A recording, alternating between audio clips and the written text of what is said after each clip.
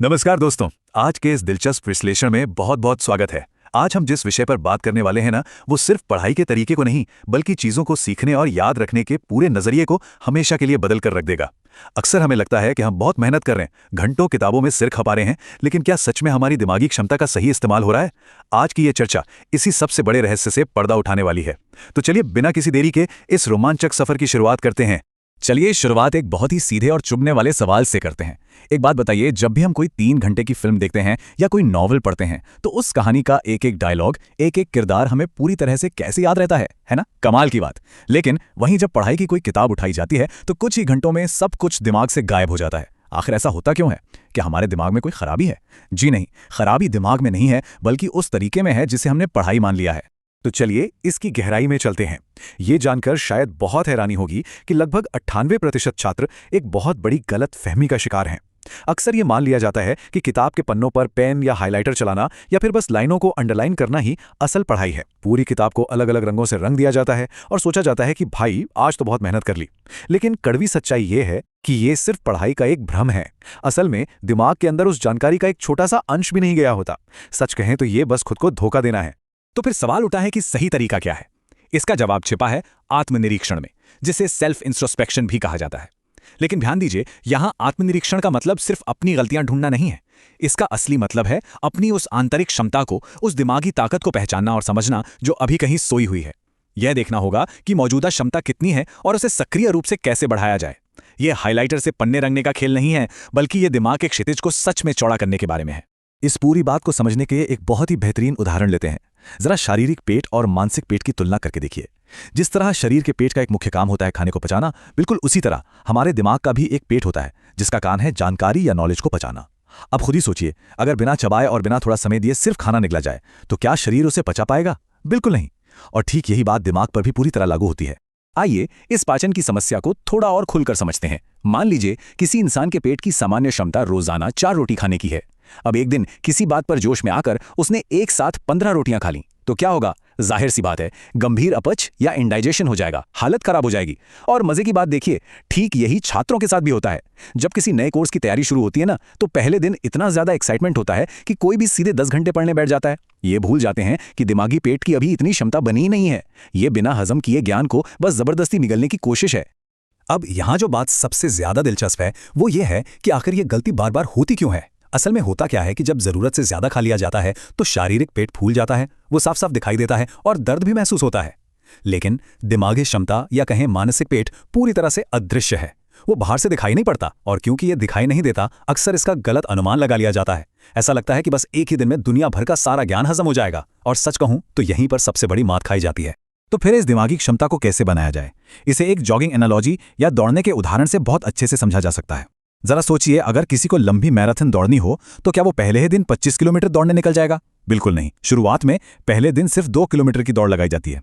फिर लगातार अभ्यास करते हुए 15वें दिन जाकर कोई 10 किलोमीटर तक पहुंचता है, और फिर धीरे धीरे प्रैक्टिस के साथ 25वें दिन 25 किलोमीटर की क्षमता बनती है। ये रातों रात नहीं होता, ये एक पूरी प्रक्रिया है। शारीरिक मांसपेशियों की तरह ही मानसिक मांसपेशियों और दिमागी क्षमता को भी धीरे धीरे समय के साथ ही बढ़ाया जा सकता है। और जरा इस चेतावनी पर खास ध्यान दीजिए, अगर कोई बिना किसी पुरानी प्रैक्टिस के सीधे पहले ही दिन जोश में आके 20 किलोमीटर दौड़ने की कोशिश करे, तो सोचिए क्या होगा? वो शाम तक सीधा आईसीयू में मिलेगा, है ना? बिल्कुल यही बात पढ़ाई पर भी 100% लागू होती है। अगर पहले कभी लगातार बैठकर पढ़ाई करने की आदत नहीं रही है और अचानक से पहले ही दिन 12 घंटे पढ़ने का भारी भरकम टाइम टेबल बना लिया जाए, तो मेंटल सिस्टम पूरी तरह क्रैश हो जाएगा, और नतीजा ये होगा कि 3 दिन बाद किताब की तरफ देखना भी पसंद नहीं आएगा। और इस क्रैश का नतीजा क्या होता है? ये डेटा उस कड़वी सच्चाई को हमारे सामने लाता है। मान लीजिए किसी तरह जबरदस्ती 10 घंटे किताब पढ़ भी ली गई। जब बाद में उसे याद करने या लिखने की कोशिश की जाएगी ना, तो मुश्किल से 30% ही याद आएगा। और अगर बात उस जानकारी को गहराई से समझने की हो तो शायद 10% भी ढंग से रिकॉल ना हो पाए। इसका सीधा सा मतलब है कि बिना दिमागी क्षमता बढ़ाए घंटों तक किताब के सामने बस बैठे रहना पूरी तरह से समय की बर्बादी है और कुछ नहीं।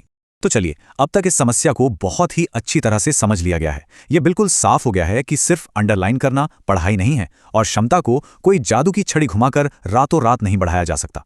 तो अब सबसे बड़ा सवाल यह खड़ा होता है कि आखिर इस अदृश्य मानसिक क्षमता को, सोचने और ज्ञान को हजम करने की ताकत को वास्तव में कैसे बढ़ा सकते हैं? वो कौन सा जादुई तरीका है जो दिमाग को एक शक्तिशाली मशीन में बदल सकता है? तो यहां सबसे महत्वपूर्ण बात यह है, और इस वाक्य को दिमाग में गहराई से बैठा लेना चाहिए, बिना सोचे पढ़ा तो जा सकता है, लेकिन बिना सोचे लिखा नहीं जा सकता। जी हाँ, होता क्या है कि पढ़ते समय दिमाग अक्सर कहीं और भटक सकता है। आंखें शब्दों पर चल रही होती हैं, लेकिन दिमाग पूरी तरह सुन्न हो सकता है। लेकिन जरा सोचिए, जब हाथ में पेन होता है और कुछ लिखना होता है, तो दिमाग को मजबूरन जागना ही पड़ता है। उसे सोचना पड़ता है और उस जानकारी को प्रोसेस करना पड़ता है। और बिल्कुल यहीं से निकल कर आता है हमारा सुनहरा नियम, या कहें द गोल्डन रूल। कम पढ़ें और ज्यादा लिखें। ये सुनने में शायद थोड़ा अजीब लग रहा होगा, क्योंकि बचपन से हमेशा सिर्फ ज्यादा से ज्यादा पढ़ने के लिए कहा जाता है। लेकिन सच्चाई ये है कि अगर ज्ञान को सच में दिमाग में हजम करना है, उसे हमेशा के लिए अपना बनाना है, तो पढ़ने की आदत से ज्यादा लिखने की आदत डालनी होगी। लिखना ही वो इकलौता तंत्र है जो दिमाग को नॉलेज पूरी तरह डाइजेस्ट करने पर मजबूर कर देता है। चलिए अब आगे बढ़ते हैं और देखते हैं कि यह तरीका असल में काम कैसे करता है। यह है एक्टिव लर्निंग ब्लूप्रिंट। इसे 3 आसान कदमों में बांटा गया है। सबसे पहले किसी भी टॉपिक को अच्छे से पूरा पढ़ें। दूसरा कदम, किताब बंद करें, थोड़ा रुकें और जो कुछ भी पढ़ा है उस पर गहराई से विचार करें, उसे दिमाग में थोड़ा पकने दें। और तीसरा और सबसे अहम कदम, उस टॉपिक को कम से कम 5 बार खुद के शब्दों में लिखें। यकीन मानिए, जब किसी विषय को 5 बार लिखा जाता है ना, तो वो दिमाग में इस तरह छप जाता है जैसे पत्थर पर लकीर। अब बात करते हैं रोजाना के लक्ष्य की, और यहाँ एक बहुत बड़ी चुनौती है, रोज 20 पन्ने लिखना। जी हाँ, बिल्कुल सही सुना, पूरे 20 पन्ने। जब रोजाना 20 पेज लिखे जाते हैं ना, तो दिमाग अपनी उस पैसिव या सुस्त अवस्था से पूरी तरह बाहर खिंचाता है। शुरुआत में दिमाग थकेगा, उसे पसीना आएगा, बहुत जोर पड़ेगा, लेकिन यही तो वो असली कसरत है जिससे मानसिक क्षमता का सच्चा विकास होगा। रोजाना के ये 20 पन्ने सोचने की ताकत को एक बिल्कुल नया आयाम दे देंगे। अब ये सवाल उठ सकता है कि इस चुनौती को कितने दिनों तक करना है, तो इसका जवाब है पूरे 90 दिनों तक, यानी लगातार 3 महीने। ये बात पूरे आत्मविश्वास के साथ कही जा सकती है कि अगर बिना रुके, बिना थके इन 90 दिनों के संकल्प को पूरा कर लिया जाए, रोज 20 पन्ने लिख लिए जाएं, तो इसके परिणाम सच में चौंकाने वाले होंगे। सोचने की, चीजों को समझने की और जानकारी को हजम करने की क्षमता पहले से कई गुना ज्यादा विकसित हो जाएगी। ये 90 दिन का कमिटमेंट मानसिक विकास की एक ऐसी नई नींव रख देगा जिसे हिलाना मुश्किल होगा। और ये डेटा बहुत ही शानदार तरीके से दर्शाता है कि असली क्षमता कैसे बाहर आती है। जरा इन आंकड़ों पर नजर डालिए। अगर सिर्फ अंडरलाइन किया जा रहा है तो क्षमता का केवल 5% उपयोग हो रहा है। अगर सिर्फ पढ़ा जा रहा है तो 25%। लेकिन जब लिखने और पचाने की उस थोड़ी दर्दनाक लेकिन सबसे असरदार प्रक्रिया से गुजरा जाता है, तब जाकर 70% से अधिक क्षमता अनलॉक हो जाती है। इस बात को हमेशा याद रखिए कि असली ज्ञान दिमागी पसीने से आता है, सिर्फ रंग बिरंगे पन्ने देखने से नहीं।